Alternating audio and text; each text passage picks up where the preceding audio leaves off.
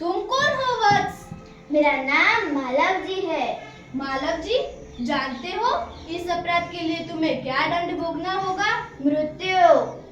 मृत्यु दंड पाने से पहले तुम्हें मुझे एक बात बतानी होगी। वह क्या? तुम्हारी बातों और चाल ढाल से जान पड़ता है कि तुम वीर पुत्र हो, सत्यवादी हो। इससे मुझे आशा है कि तुम झूठ नहीं बोलोगे। जो बात सत्य है मैं उसे अवश्य बता दूंगा। इसमें छिपाने की क्या बात है? युवक, मुझे मारकर क्या मराठा साम्राज्य के मालिक बनना चाहते थे? नहीं। क्या मैंने तुम्हें कोई हानि पहुंचाने की चेष्टा की थी? क्या मैंने राष्ट्र की प्रतिष्ठा पर धब्बा लगाया है? महाराज, यह सब कुछ नहीं। फिर तुम्हारे मन में क्या बात थी? यदि आप पूछते ही हैं तो सुनिए। मेरे पिता आपकी सेवा में सिपाही थे। उन्होंने देश की रक्षा के लिए अपने प्राण न्योछावर कर दिए। उनको मरे 2 वर्ष हो गए। आज हमारे घर में मैं और मेरी माता केवल 2 प्राणी हैं। आज 3 महीनों से हम दोनों को पेट भर अन्न मिलना दुर्भर हो गया है। इस संसार में मनुष्य सब कुछ सहन कर लेता है, पर पेट की भूख नहीं सहन करता। मैं इसी विचार में बैठा था कि एक सैनिक ने आकर मुझसे बोला, यदि तुम शिवाजी का वध कर दोगे तो मैं तुम्हें धन दूंगा।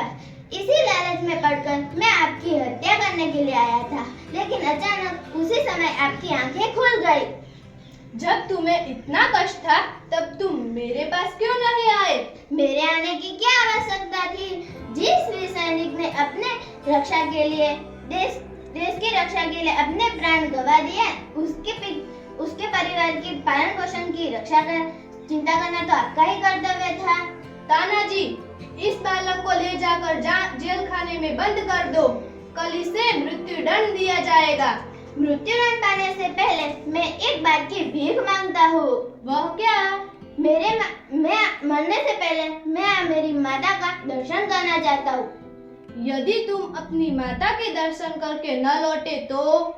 मैं वीर पुत्र हूँ, झूठ बोलकर मृत्यु से बचना नहीं चाहता। प्रतिज्ञा करता हूँ कि जब तक मैं जाऊंगा और मैं जल्दी ही लौट आऊंगा। अच्छा, जाओ, यही देखना था।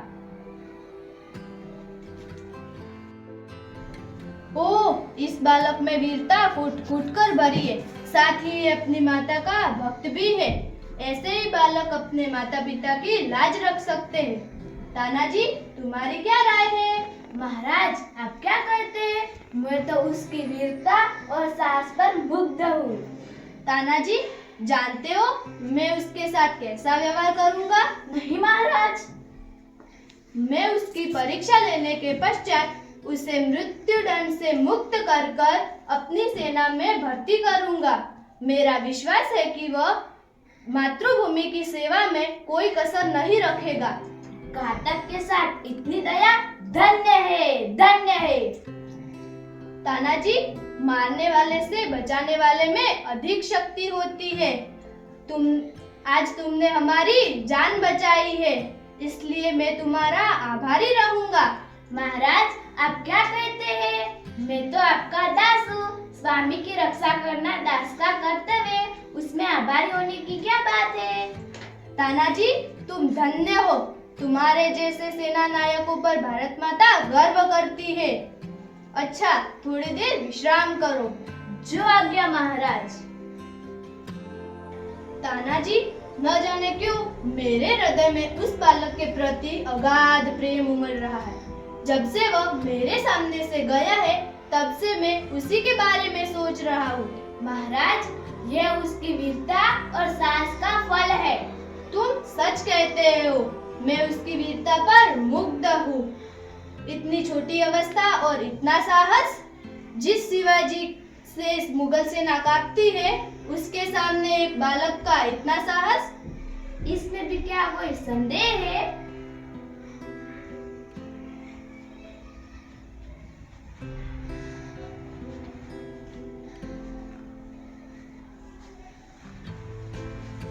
महाराज, एक बालक आपसे मिलना चाहता है। उसे बुला लाओ। महाराज, आपका अपराधी पिताजी मृत्युदंड पाने के लिए प्रस्तुत है। वीरपुत्र, तुम इतनी जल्दी कैसे आ गए? महाराज, आपसे विदा होकर मैं घर पहुंचा। माता बड़ी देर से मेरी प्रतीक्षा कर रही थी। देखते ही उसने मुझे छाती से लगा लिया। उस समय मैंने सोचा कि मैं उससे सारा भेद कह दूं, किंतु मेरी हिम्मत न पड़ी। अब मैं आपकी सेवा में उपस्थित हूँ। आप जो चाहे कर सकते हैं, किंतु मरने से पहले मैं एक बात और मांगता हूँ। कहो, वो कौन सी बात? मेरी माता की देखरेख का समस्त भार आप अपने ऊपर ले लीजिए।